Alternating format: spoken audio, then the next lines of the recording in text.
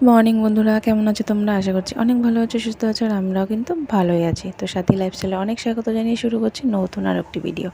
তো দেখো সকালবেলায় এত গরম দেখে আর কি বুঝতেই পারছো, আসলে চলে গেছে কারেন্ট, তার মধ্যে কাজ করছি।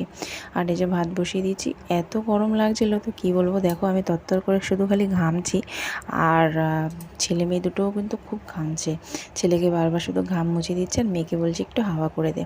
আসলে কারেন্টটা চলে গেছে তো, আর ঘরটা তো রোদ উঠলে পরে, মানে রোদ কি, সকাল 7টা থেকেই আমার ঘর গরম হওয়া শুরু হয়। মানে কি বলবো, কটা দিন ধরে দেখছি 36 34 এরকম ডিগ্রি আর কি গরম যাচ্ছে।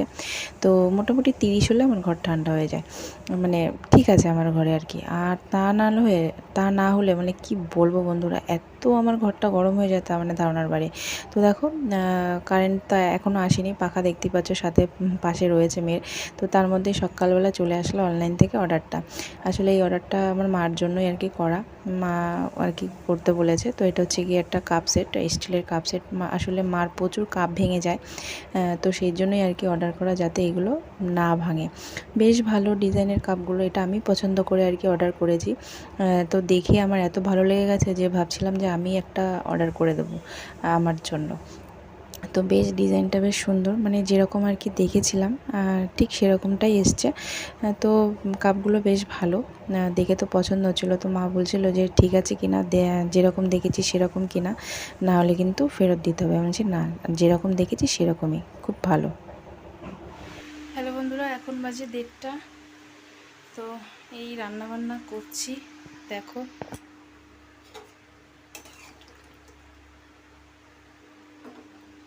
আজকে রান্না হচ্ছে কি আমাদের সয়াবিন আলুর তরকারি। তো খুবই ভয়তে ভয়তে এসে রান্না করছি রান্নাঘরে এসে, আর দেখো আমার কি অবস্থা হাল। এত গরম এত গরম, মানে খুব কষ্ট হচ্ছে গরমে কাজ করতে। ছেলেকে তো ওদিকে স্ট্যান্ড ফ্যান চালিয়ে দিয়েছি, ও ঘুমোচ্ছে। উপরের ফ্যান চালালে আর ঘুমাতে পারবে না, উপরের ফ্যানটা দিয়ে পুরো মানে যেন আগুনের ঝলকা পড়ে এরকম।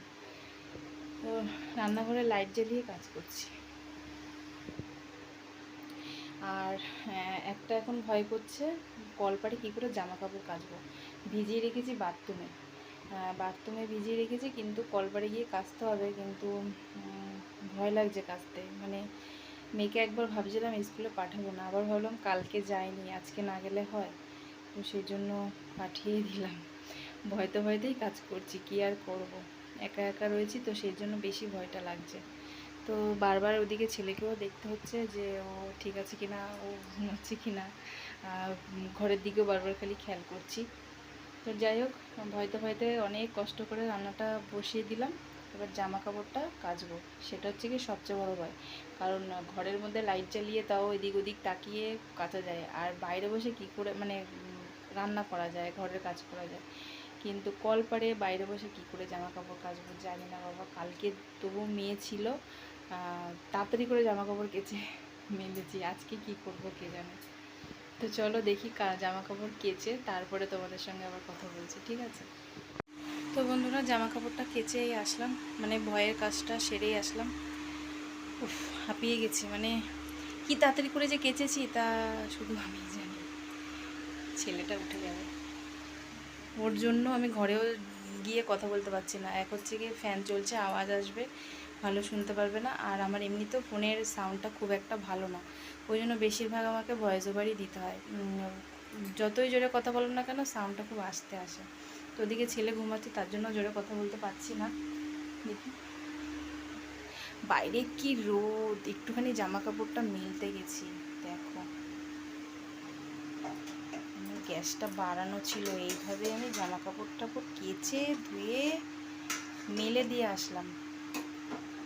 তো ভয়ের কাজটা আমার ফাইনালি হয়ে গেছে, কলপারে আমার আর কোনো কাজ নেই। আমি এমনকি ভয়ের জন্য আমি ঘরটাও আমার এখনও মোছা হয়নি, এমনি সব হয়ে গেছে। মানে মোছামুছি জিনিসপত্রগুলো মুছেছি, আজকে সব মুছে ঘর দুয়ার ঝাড় দিয়ে মুছে নিয়েছি, কিন্তু ঘরটা মুছতে পারছিলাম না, কারণ ঘর মোছার মপটা ছিল আমার কলপারে, সেই জন্য। তো একবারে জামা কাপড় কেচে ওটা ধুয়ে টুয়ে জল টল এনে ঘরে রেখে দিয়েছি, দেখো। তো এইবার ঘরটা মুছে নেবো, এদিকে তরকারিটাও আমার হয়ে গেছে, ঠিক আছে? তো চলো আবার পরে আসছি। হ্যালো বন্ধুরা, তো এখন বাজে সন্ধ্যে 6টা। অনেকক্ষণ পর আসলাম।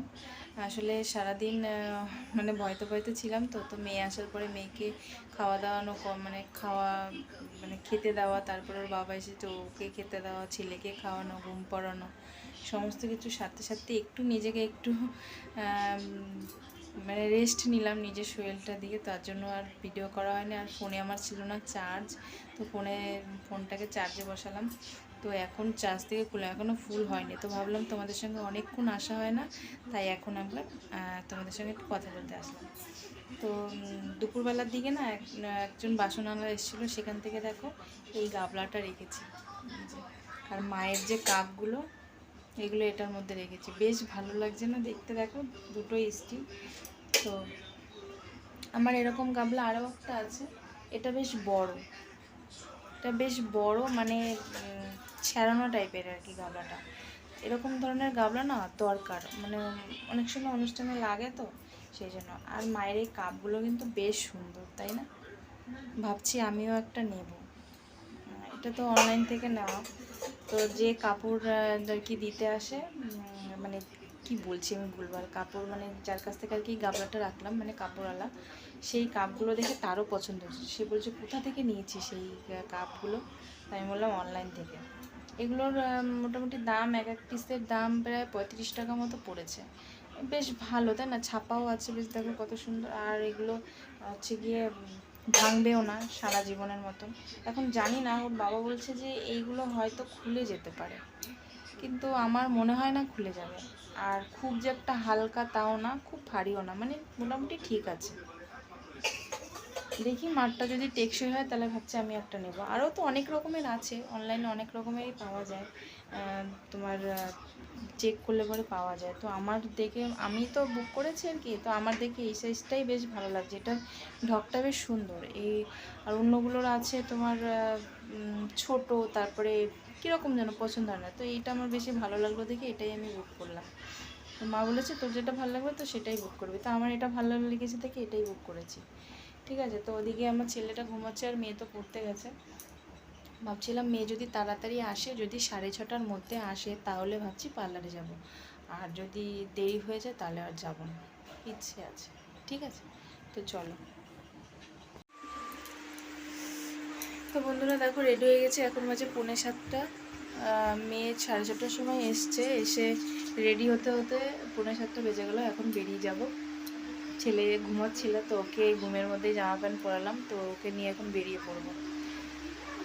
এখনও ওঠেনি, জুতোটা পরিয়ে নিয়ে ওকে নিয়ে উঠলেই ও উঠে যাবে।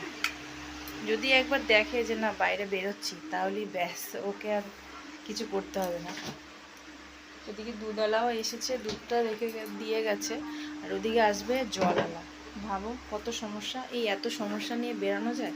তাই ভাবছি ড্রামগুলো বাইরে রেখে যাই, নাহলে ফেরত চলে যাবে। আর জল নেই এক ফোঁটাও, জল তো রাখতেই হবে। তো ড্রামগুলো বাইরে রেখে গেলে জল দিয়ে যাবে। আর ড্রাম না রেখে গেলে তাহলে আর জল পাবো না। আর জলটা তো লাগবেই, জল ছাড়া তো চলে না। তাই ড্রামগুলো বাইরেই রেখে দিয়ে যাব। কি করছিস? এই ড্রামটা একটু রেখে দে তো, বাইরে রেখে দে, জলওয়ালা আসবে।